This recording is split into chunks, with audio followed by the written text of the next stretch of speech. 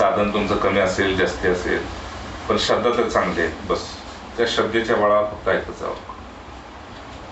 होऊ शकतं म्हणजे कधी मन तुमचं तुम्हाला ते कार्य करायला थोडंसं विक्षेप करत असेल, तर तरी मी गुरुपौर्णिमेच्या निमित्तानं तुम्हाला जे आपल्याकडून गुरुनं अभिप्रेत आहे त्याबद्दलच सांगतोय. आणि हे कालच्या स्वाध्यायात मला हा श्लोक आला होता. नेहमीच विवेक चूडामणी माया म्हणजे अतिप्रिय राहिलेला ग्रंथ आहे आणि सर्व साधकासाठी नवे सिद्ध पुरुषांच्यासाठी साक्षात शिवाला सुद्धा हा अतिप्रिय आहे. तर पौर्णिमेच्या निमित्तानं आपल्याला एक 4 श्लोक फक्त देतो. त्यातला पहिला श्लोक असा आहे, जय जय राम. तर गुरुपौर्णिमेच्या निमित्तानं सर्व साधकांना माझाही रामराम आणि गुरुदेवांचे खूप खूप आशीर्वाद आणि तुमचाही कोटी कोटी दंडवत गुरूंच्या चरणी लवकर पोचो. श्लोक असा, अजो नित्य हा शाश्वत. बस एवढा श्लोक तुमच्या स्मरणात राहू द्या चातुर्मासापर्यंत. अजो नित्य हा शाश्वत, अजो नित्य हा शाश्वत एवढाच पोटात ठेवा. का तर ती म्हणते की ह्या दिव्य आत्म्यांच्या बद्दल जे सद्गुरु पदाला गेलेत,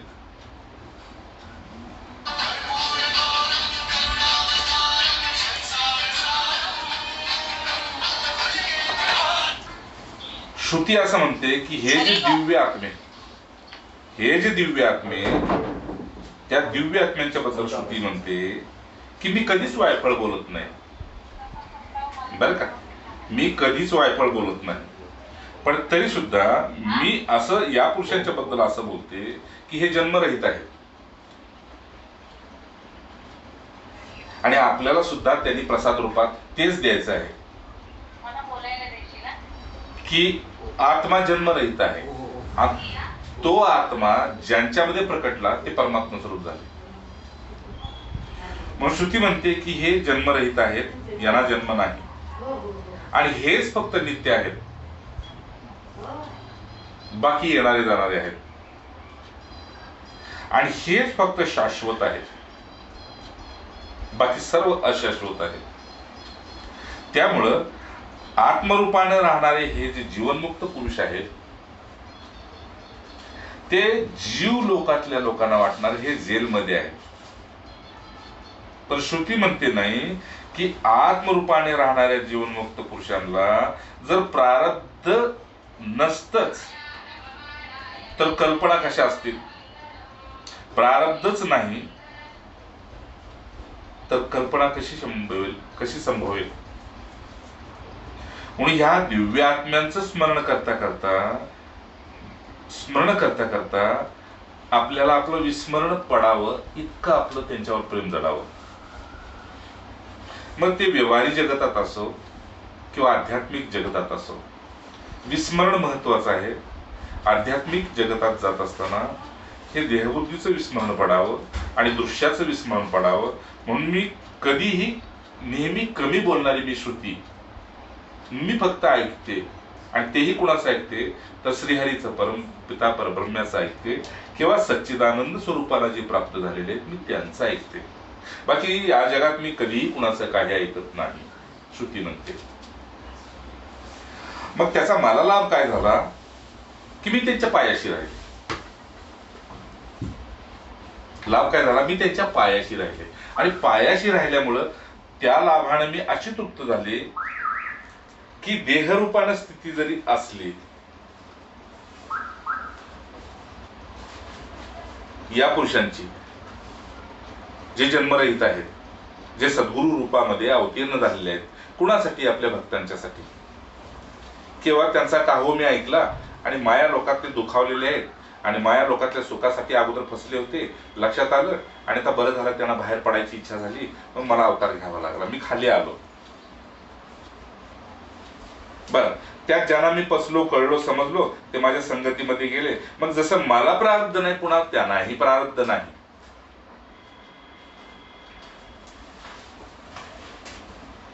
बरं, जसं मला प्रारब्ध नाही तसं माझ्या भक्तांना सुद्धा आता पुढे प्रारब्ध नाही. पण हे स्वीकार करण्याची तयारी अजून त्यांची झालेली नसते. म्हणून पुन्हा एकदा मायेच्या कचाट्यामध्ये ते अडकल्यानंतर त्या मायेतून निघण्यासाठी ज्यावेळेस ते होरपळलेले असते त्यावेळे मी त्यांच्यासाठी मुनी रूपानंच राहत असतो, देहरूपानं नाही, मुनी रूपानं राहतो आणि अखंड मी त्यांना स्मरण करून देत असतो. त्यामुळं जसं मला प्रारब्ध नाही तसं त्यांनाही प्रारब्ध नाही. किती सुंदर आहे बघा. जसं मला प्रारब्ध नाही तसंच त्यांना सुद्धा प्रारब्ध नाही.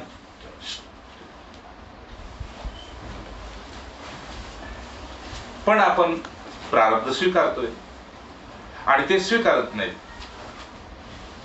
ते का स्वीकारत नाहीत? श्रुती म्हणते तर ते जन्मरहित आहेत म्हणून स्वीकारत नाहीत. ज्यांना जन्म झालेला आहे, ज्यांचं वाटतंय त्यांना प्रारब्ध आहे.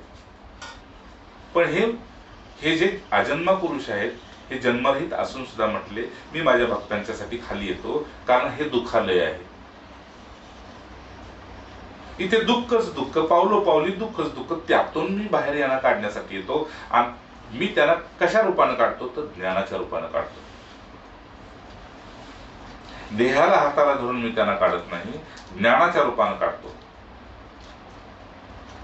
म्हणून ज्ञाना इतकं पवित्र काही नाही, ज्ञाना इतकं श्रेष्ठ काही नाही, अज्ञाना इतकं गोड काहीच नाही. ते ज्यांना पचेना ते प्रसंगवादानच त्यांचं येणं जाणं राहतं.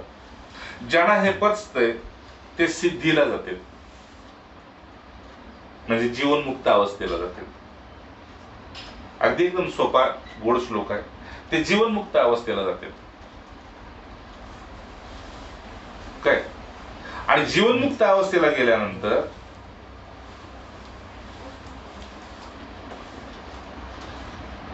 जसं मला प्रारब्ध नाही तसं त्यांनाही प्रारब्ध नाही. का बरं प्रारब्ध नाही? तर प्रारब्ध जगत सत्यतेने येतं, देह सत्यतेने येतं. मग मी जर अजन्म आहे तर तेही अजन्म आहेत. ते कुठेतरी आहे ना आपल्या सोबत, अजन्मा हूं व्यक्त चिंतित, अजन्मा हूं अमर आत्मा व्यक्त चिंतित हो, असं काहीतरी ते पद आहे. म्हणजे मी जसा अजन्मा आहे तसे माझे भक्त बी अजन्माच आहेत. फक्त त्यांना माहित नाही आणि मला माहित आहे. ते प्रारब्धाचा स्वीकार करतात आणि मी स्वीकार करत नाही, मला प्रारब्धच नाहीये. यासाठी मी जसं प्रारब्ध सोडून देतोय तसं हळूहळू तुम्ही सुद्धा जगाचा मोह सोडून दिला तर प्रारब्ध संपेल. बरं, मग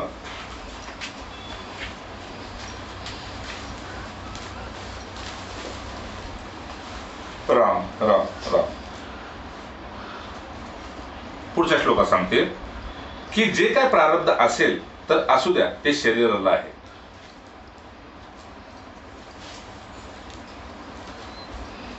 पण तरी ही सुद्धा एक कल्पना आहे. ही कल्पना करणे देखील तुम्ही माझ्या संगतीत राहून सोडून द्या. माझ्या संगतीत राहता राहता ही कल्पना सुद्धा सोडून द्याल. का बरं सोडून द्याल? तर ही सुद्धा एक भ्रांती आहे की मुलगा सुख देईल, काय पती सुख देईल, पत्नी सुख देईल, धन सुख देईल, उपाधी सुख देईल, ह्या सगळ्या भ्रांती आहेत. त्या भ्रांती निघू गेल्या की आपोआप आपण त्यातून बाहेर येतो. बर, म्हणून जाग झाल्यानंतर स्वप्नातून जसं स्वप्नातल्या गोष्टी आपल्याला खोट्या वाटाव्यात तसं हे बाकीचे जे काय आहे अभ्यस्त म्हणजे जे कल्पना केलेली आहे ती कल्पना ज्यावेळेस आपली परमार्थामध्ये संपून जाते, परमार्थ करता करता, त्यावेळी आपल्या अंगी फक्त खरापणाच राहतो, फक्त खरापणा. म्हणून जो पदार्थ खरा नाही त्याला जन्माला घालायचं कुठून? म्हणजे उपनिषदात सांगते, श्रुती म्हणते की सशाला शिंगे आणायची कुठून, आकाशात पेरणी करायची कशी.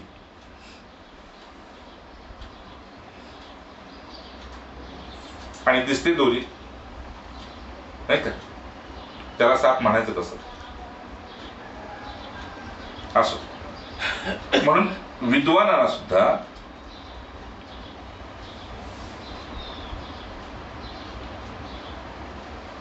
जो देह धारण करून हे सत्याचा अनुभव घेण्यासाठी राहावं लागतं या मृत्यू लोकात,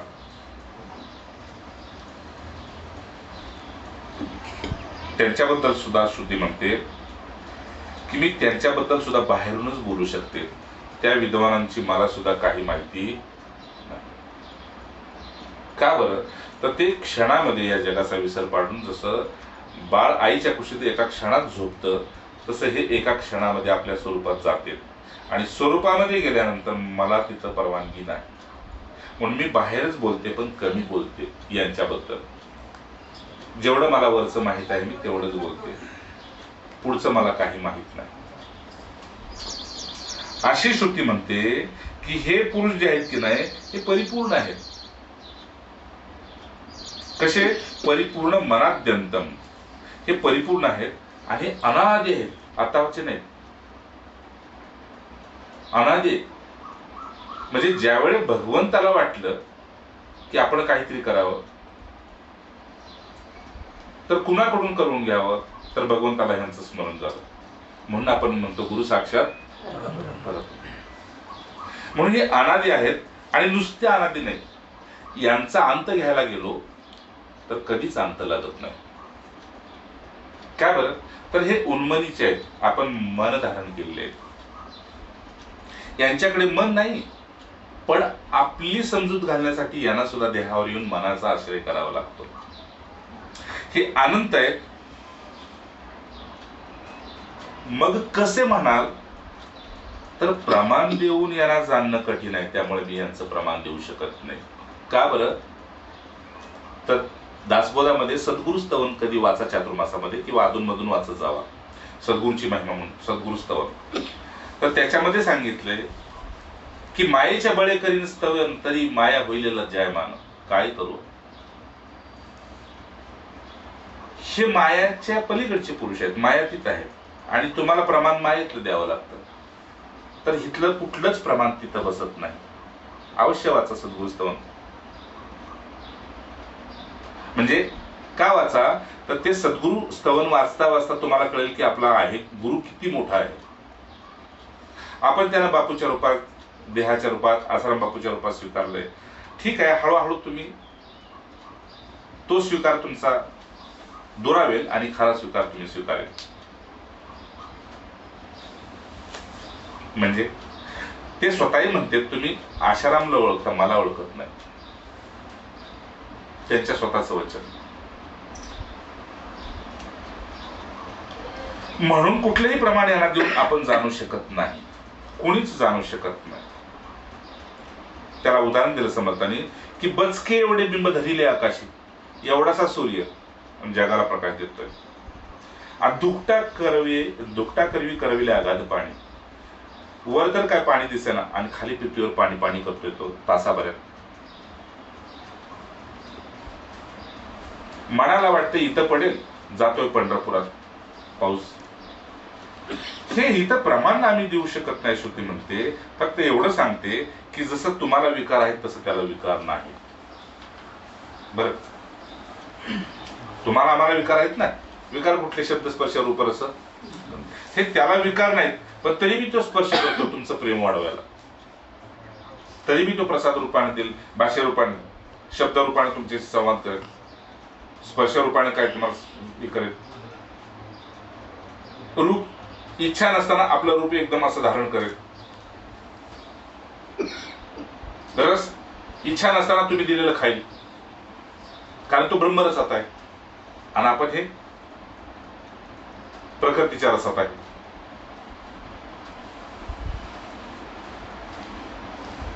आणि तो अखंड आपल्या स्वरूपाच्या गंधात आहे. पण तरी सुद्धा तुम्ही जे काय उठी लेपन करायला गेला तर तो कपाळ पुढे करतो. मानस पूजेत बघा ना, जर तुम्ही मानस पूजा प्रेमपूर्वक करायला लागला की नाही, असा हात पुढे न्यायला लागला की ते कपाळ पुढे येतो. पाद्यपूजा करायला लागला की पाय वर येते. म्हणजे तुमच्यासाठी मी काही करू शकतो, तुम्ही फक्त एवढंच करा, मी सांगतोय त्याचा स्वीकार करा, बाकी काही मी करायला लावत नाही. जय जय. काय करायला लावलं का? नाही, मी सांगतोय त्याचा फक्त स्वीकार करा. स्वीकार करा म्हणजे कशासाठी की तुमच्या व्यवहारिक जगतामध्ये सुद्धा पती पत्नी होत असताना तुम्ही बाकी नंतर काय करत असाल पण फक्त स्वीकारावरच सगळं अवलंबून असतं. स्वीकारच नसेल तर किती बी हुंडा द्या, स्वीकारच नसेल तर किती बी तुमची श्रीमंती असो पुरुष मुलाची, मुलीला मुलगा स्वीकार नाही. तुम्ही सुद्धा फक्त स्वीकार करा, पुढचं मी बघतो, असं ते म्हणतो. गुरुपौर्णिमेच्या निमित्ताने हे तुम्ही तर समोर ऐकताय, ज्यांना हा प्रसाद जाईल त्यांना सुद्धा आनंद वाटेल. खेळ सगळा परमार्थाचा स्वीकारावा.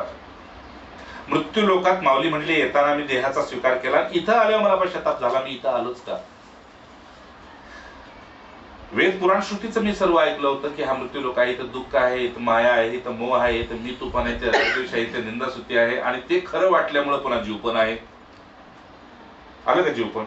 मग याच्यातून सुटायला आता ही सगळी तपस्या साधन करता करता त्यानेही सुटेना. मग शेवटी त्यांनी सांगितलं तो माझा हो आणि स्वीकार कर. सोपा मार्ग, माझा हो स्वीकार करा. मग माऊली म्हणाले आम्ही त्यांचं झालो स्वीकार केला आणि लवकरच इथून बाहेर पडलो. संजीवन अवस्थेमध्ये आज असे आहोत की कुणी यावं आणि प्रसाद रूपाने आम्हाला घेऊन जावं. माऊलींचं मत, संजीवन अवस्थेत आहोत.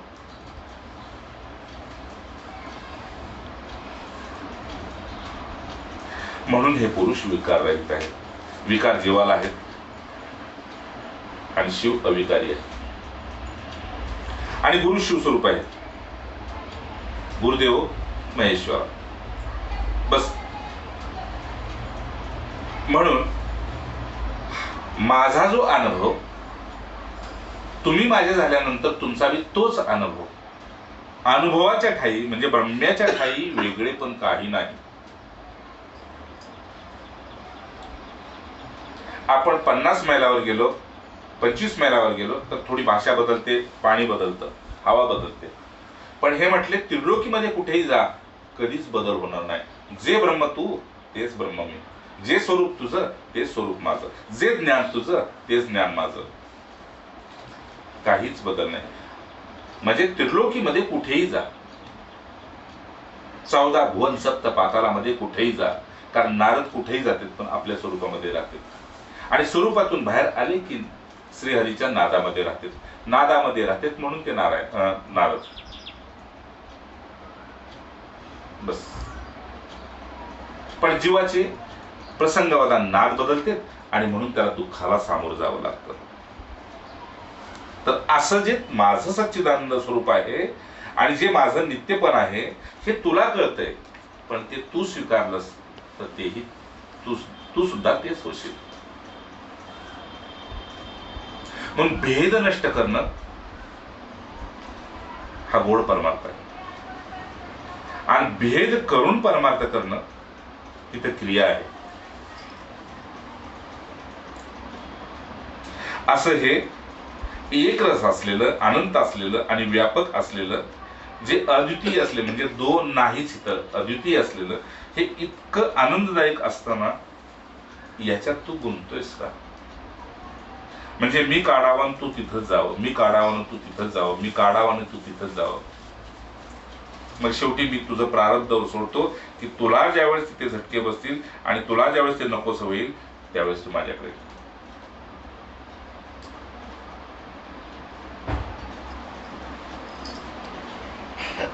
असं हे स्वतः सिद्ध असलेलं, शुद्ध असलेलं, ज्ञानस्वरूप असलेलं, सत्य असलेलं, ज्याची तुलना कशाचीच करता येत नाही, अशा प्रकारचं मी जसा ब्रह्म आहे तसाच तू ब्रह्म आहे, हे यात काही वेगळं पण मान नको. म्हणून अशा परमतत्वाला पोहोचलेले मोठमोठे संन्यासी पुरुष, संन्यासी म्हणजे त्यागी पुरुष, त्या त्यागाला बी सोडतात आणि त्या मोक्षाला बी सोडतात. आणि सच्चिदानंद पदाला प्राप्त झालेल्या पुरुषांचा संग करून, अखंड अज्ञानाचा नाश करून आपल्या स्वस्वरूपाच्या चिंतनानं परम सुखाला प्राप्त होते. शेवटी सांगते,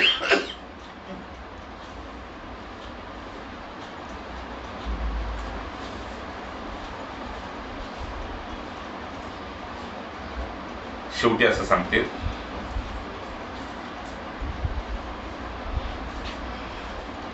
की तू सुद्धा त्या परमतत्व स्वरूप आणि आनंद घन अशा स्वरूपाचे चिंतन करून आणि आपल्या मनाने जे आतापर्यंत कल्पना केली होतीस त्या मोहाला दूर करून मुक्ता कृतार्थो भवतु प्रबुद्ध, त्याला तू दूर करून मुक्त हो, माझ्यासारखाच कृतार्थ हो. मला सुद्धा कुठला तरी गुरु मिळाला, तुला सुद्धा कोणीतरी मिळेल आणि तू सुद्धा कोणाला तरी कोणी मिळशील, म्हणून मुक्त होऊन कृतार्थ होऊन प्रबुद्ध हो. प्रबुद्ध हो म्हणजेच बुद्धीवर मी जो तुझ्या अनुग्रह केलेला आहे त्याचा आदर कर. नाहीतर आपण इतक्या लांबून इथं का आलो असतो? पुसेगावात हजारो लोक आहेत. तुझ्या बुद्धीवर मी जो अनुग्रह केलेला आहे त्याचा तू गोड आदर कर, स्वीकार कर, कृतार्थ हो, मुक्त हो, प्रबुद्ध हो. आणि या माझ्या प्रेमाच्या बळावर तुझी उत्कृष्ट अशी समाधी लागू शकेल. जे तपाच्या आणि साधनेच्या बळावर लागत नाही त्या अशा प्रेमाच्या बळावर उत्कृष्ट अशी समाधी लागेल. आणि ती समाधी तुझी स्थिर झाली की बुद्धीने स्पष्ट अशा बोधरूप नेत्राच्या योगानं म्हणजे तिसऱ्या नेत्रानं जाणीवेच्या नेत्रानं तू स्पष्ट असा अनुभवशील की जे मी आहे तेच तू आहे. आणि मग हे आत्मतत्वाचं अवलोकन तुला कर्माला म्हणावं लागणार नाही. तू सहज सरळपणे आणि विमल मनानं त्याचा स्वीकार करशील. म्हणून मृत्यूलोकात येताना मृत्यूलोकाचा स्वीकार केला, मृत्यूलोकात येताना मनुष्य रूपात जीव रूपानं स्वीकार केला. आता स्वीकार तू सद्गुरु रूपाने जर मला केलेला आहेस तर मी सुद्धा तुझा शिष्य रूपाने स्वीकार केलेला आहेस. जसं तू माझं ध्यान करतोस तसं मी सुद्धा तुझं ध्यान करतो की तू हे करायला पाहिजे होतं परंतु ते न करता हे करतोय. हे करू नये आणि म्हणून प्रारब्धाचे झटके बसल्यानंतर फिरून तू माझ्या चरणी येतोस. त्या गोडीच्या बळावर मी तुला विषय सोडवून घेतो आणि विषयाची गोडी सुटल्यानंतर आपोआपच बंधनं तुटू लागतात आणि आनंद घन अशा आत्म्याची प्राप्ती तुझ्या अनुभवाला येते.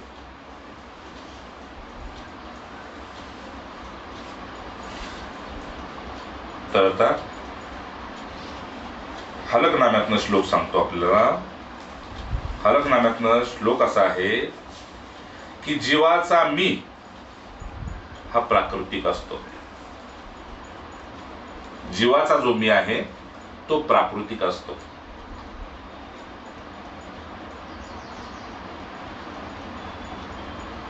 वचन पुन्हा ऐका. जीवाचा जो मी आहे म्हणजे आपलं जे मिमी पण आहे हे प्रकृतीच्या बळावर असतं.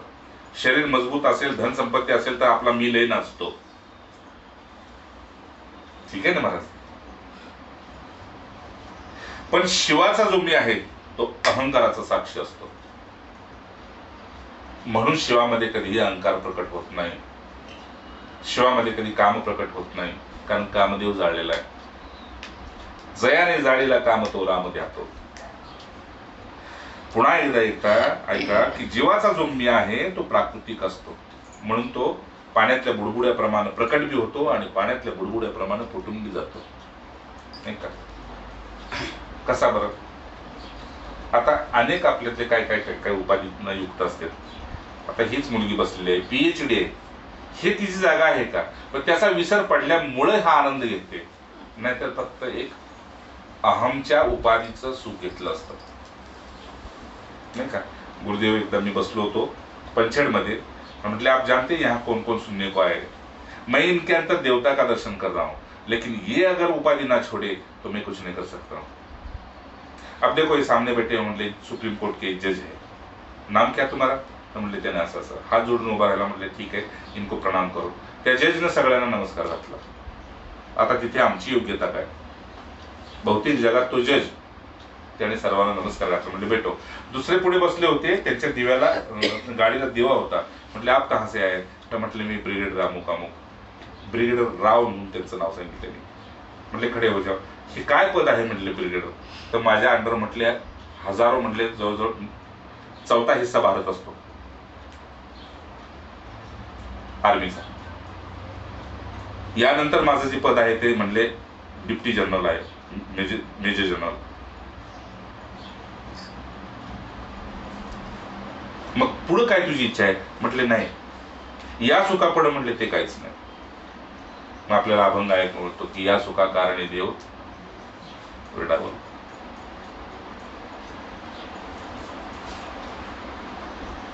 शिवाचा मी जो आहे तो अहंकाराचा साक्षी आहे. म्हणून आपण सुद्धा गुरुच्या कृपेखाली असल्यानंतर जर आपल्यातून तो अहंकार डोकावत असेल तर थोडस आतून बघायचं आणि त्याची नांगी मोडायची.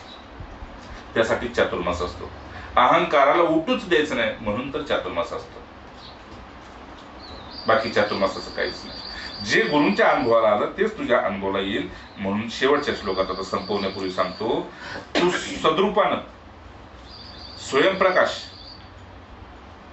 आणि अधिष्ठान रूप ब्रह्म होऊन, अर्थात स्वतः ते ब्रह्म होऊन पिंड आणि ब्रह्मांड या दोन्ही नाही विष्ठेच्या पात्राप्रमाणे टाकून दे. म्हणजे देहावर सुद्धा प्रेम करू नको, दृश्यावर सुद्धा प्रेम करू नको. आणि प्रेम करायचं काय निमित्त असेल तर त्याच्यामध्ये दडलेलं जे ब्रह्म आहे त्याच्यावर तू प्रेम कर.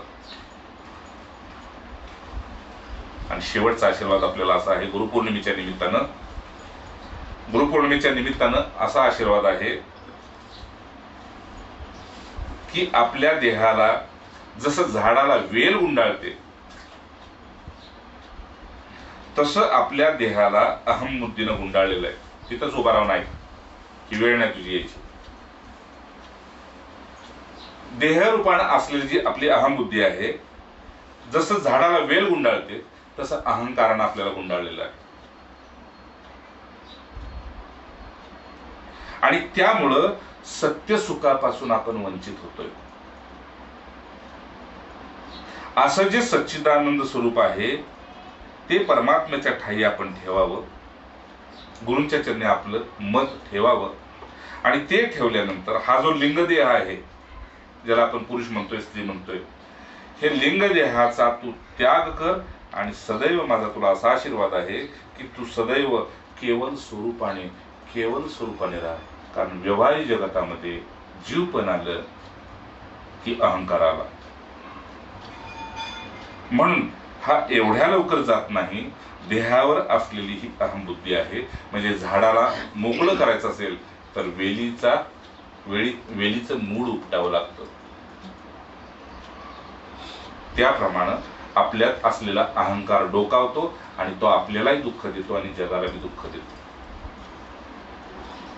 जरी जग खोटं असेल तरी सुद्धा, आणि जरी जग सत्य असेल तरी सुद्धा. म्हणून प्राप्तीनंतर जग ब्रह्मस्वरूप आहे आणि प्राप्ती होत नाही तोपर्यंत जग मिथ्या मानावं. का तर लक्ष्य प्राप्ती नसेल तर जग काही कामाचं नाही. आणि लक्ष्य प्राप्तीनंतर सेवेसाठी जग आहे, भोगासाठी नाही. मी जे करतोय पुढं तू तेच कर. का बरं? तर माझ्यासाठी जागृतीनंतर जग फक्त आभास आहे आणि मी मात्र ब्रह्म आहे. म्हणून पुन्हा तुला सांगतो, जी सुरुवात केली त्याचा शेवट करतो. मी जसं आत्मरूपाने परमात्म्याची प्राप्ती करून घेतली तसं तूही कर. आणि मी जसा अजन्म आहे तसा तूही अजन्म आहेस. मी जसा नित्य आहे तसा तू सुद्धा नित्य आहेस. म्हणून जीवामध्ये जो मी प्रकटतोय प्राकृतिक, त्यानं तू घाबरून जाऊ नको. हा मी प्रकटतो, त्याचा खून करण्यासाठी मी तयार आहे, त्याचा नाश करण्यासाठी मी तयार आहे. पण तुझी शरणागती दाखव आणि मला घेऊन जा. तुझी शरणागती दाखव आणि मला घेऊन जा. का तर मी साधन तपापेक्षा प्रेमाला लवकर प्राप्त होतो. आणि मला सुद्धा जर काय प्रिय असेल तर प्रेम प्रिय आहे. म्हणून जेवढ्या लवकर मी प्रेमानं प्राप्त होतो तेवढ्या लवकर तपानं होत नाही. तप करणारे अनेक अजून आहेत, पण कुणालाही अजून मी भेटलेलो नाही. त्याची प्रमाण भागवतामध्ये आणि ज्ञानेश्वरी दिले की माझे पाय चापसणारी लक्ष्मी, कैलासामध्ये बसलेला शंकर आणि माझ्या खांद्याला खांदा लावून फिरणारा माझा भाऊ बलराम, त्याला सुद्धा अजून मी भेटलो नाही. पण मी माझ्यावर प्रेम करणाऱ्यांना लवकर भेटलोय. गुरूंचं बी मत तेच आहे, तुमचं आमचं सगळ्यांचं तेच मत असलं पाहिजे. पुनश्च एकदा शेवट करताना सांगतो की पिंड आणि ब्रह्मांड म्हणजे हे जे दिसतंय ते ऐकलं,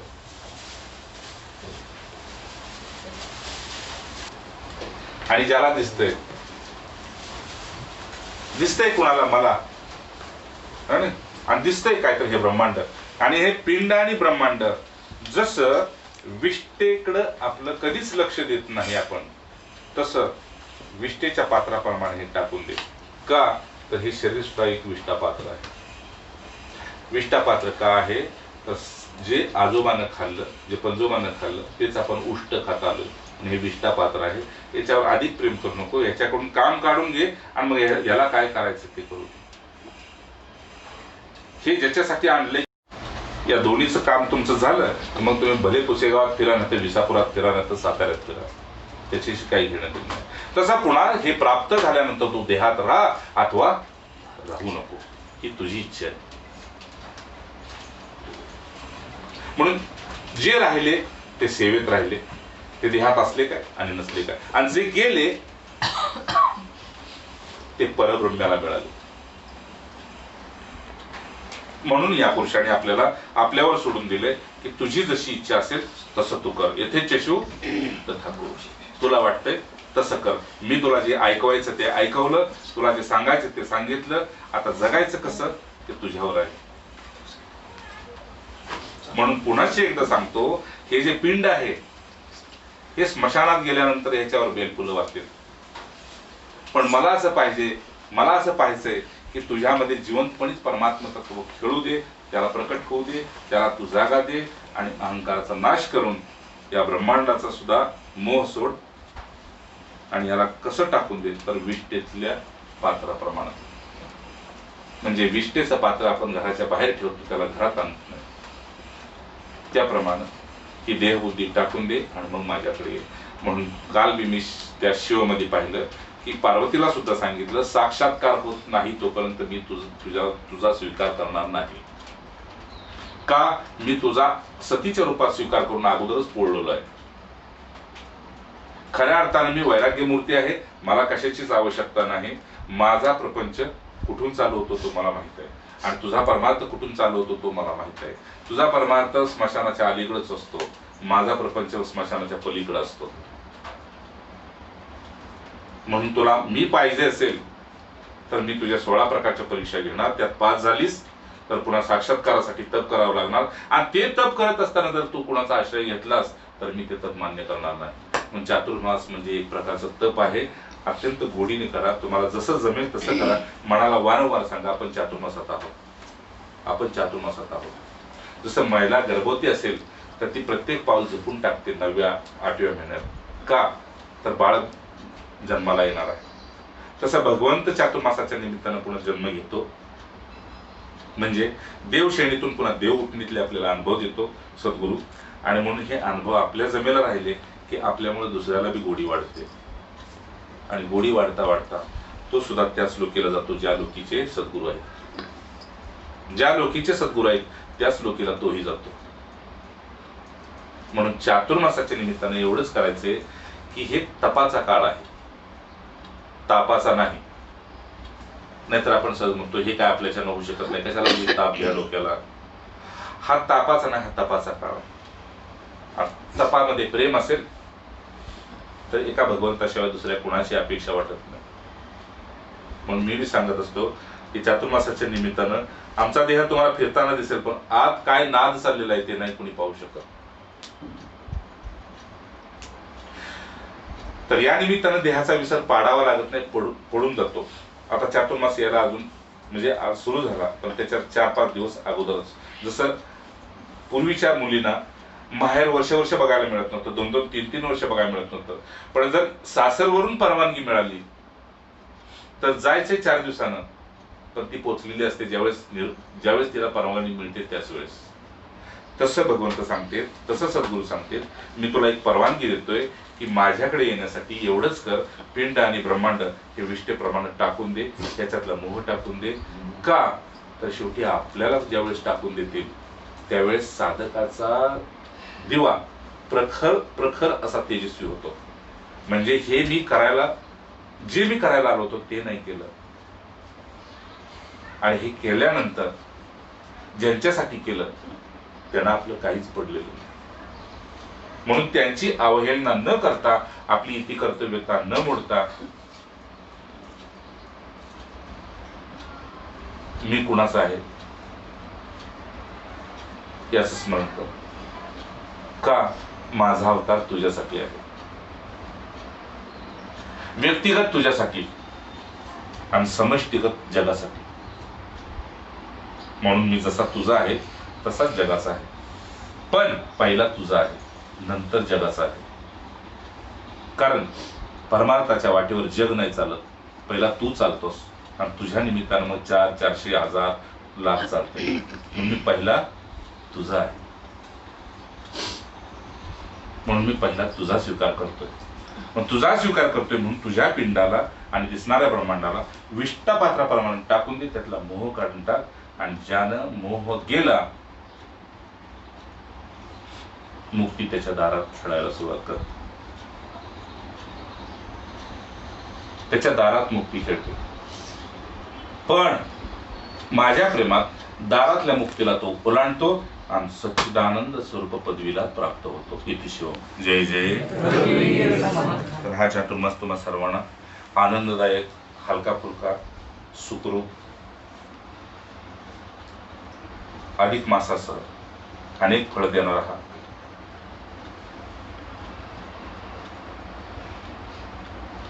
तो गुरुचरणापर्यंत पोहोचव.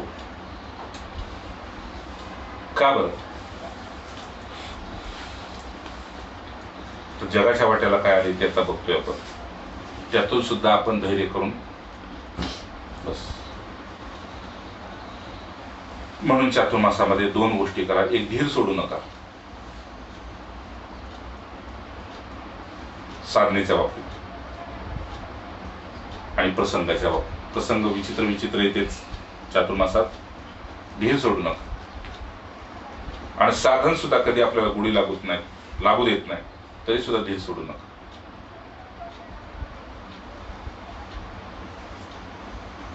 का? तर जितकं तुमचं दिव्य आत्म्याशी प्रेम, तितकी त्यांची विशेष कृपा. शेवटचा आशीर्वाद शंकराचार्यांचा असा आहे की शांत दांत हा समाधी. जसा प्रत्येक पुरुष ग्रस्त धर्मामध्ये जिकडे पती जाईल तिकडे पत्नी असते, तसं जिकडे सत्पुरुष जाईल तिकडे शांती असते. तुम्ही त्या शांतीला प्राप्त व्हा. इति शिवम. राम नारायण. ओम ओम ओम ओम.